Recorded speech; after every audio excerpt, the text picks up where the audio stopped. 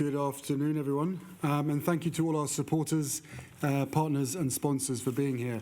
It is one of the few rooms or buildings, certainly this room, in the UK that has air conditioning, so I can understand why every seat is full. I get it.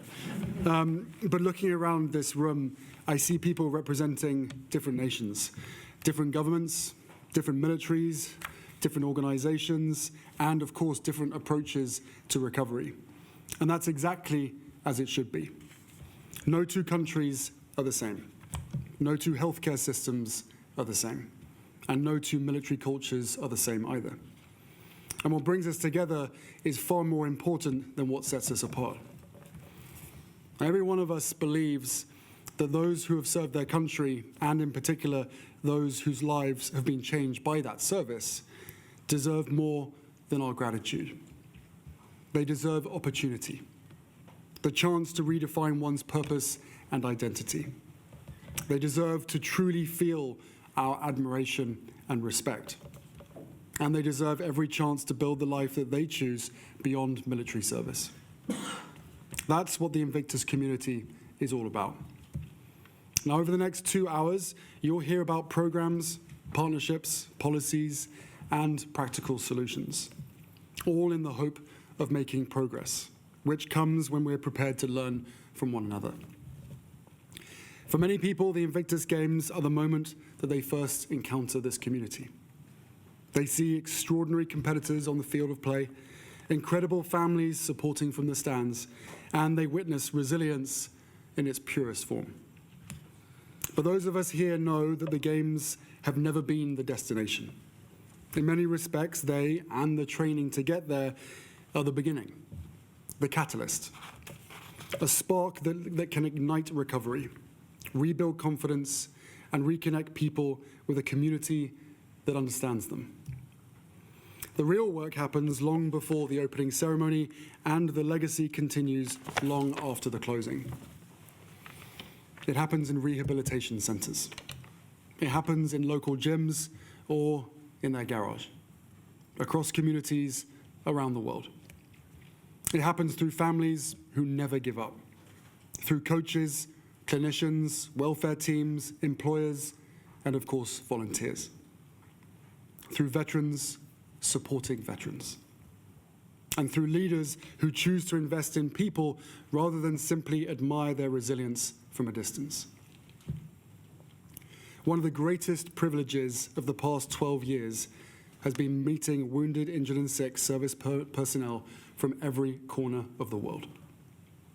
Different languages, different uniforms, very different stories. Yet the same determination, the same humor, the same instinct to keep moving forward, even when the road ahead looks uncertain. And that unconquered spirit isn't unique to one nation. It belongs to all of us. And recognizing that shared humanity is what has allowed this community to grow beyond an event into a global movement. Each country represented here is writing its own chapter. Some have well-established recovery pathways. Others are only just beginning their journey. Neither is more important than the other. Because progress isn't measured by how long you've been doing something. It's measured by your willingness to listen, adapt, and keep improving. That spirit of shared learning is why this Invictus conversation matters. It isn't about finding one perfect model. It's about understanding what works in different contexts and asking how we can make it work for more people. So, how do we remove barriers? How do we create systems that don't just respond to injury, but enable people to thrive afterwards? How do we ensure that recovery isn't defined by a program with an end date, but by a lifetime of opportunity? And these are questions that no one nation can answer alone. But together, we have a remarkable opportunity to learn from one another, to challenge each other, and ultimately to strengthen the support available for every wounded, injured, and sick service person and veteran wherever they live. And I'm also incredibly pleased that today we will welcome another nation into the Invictus community, Uganda. Thank you.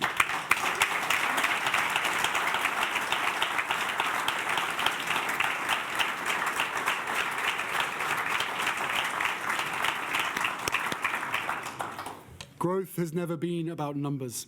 It's about reaching those who need us most and building partnerships that last and ensuring that no one feels that they're making this journey alone.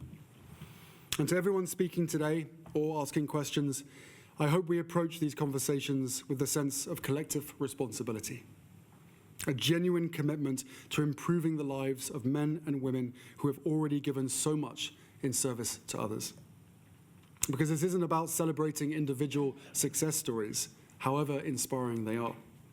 It's about creating systems that make those success stories possible, changing cultures and expectations, and ensuring that further generations of wounded servicemen and women know that recovery is not something that they face alone.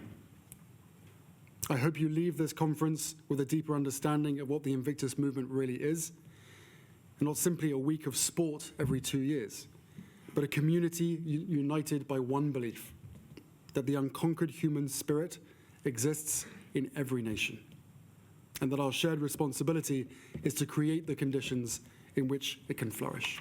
Thank you.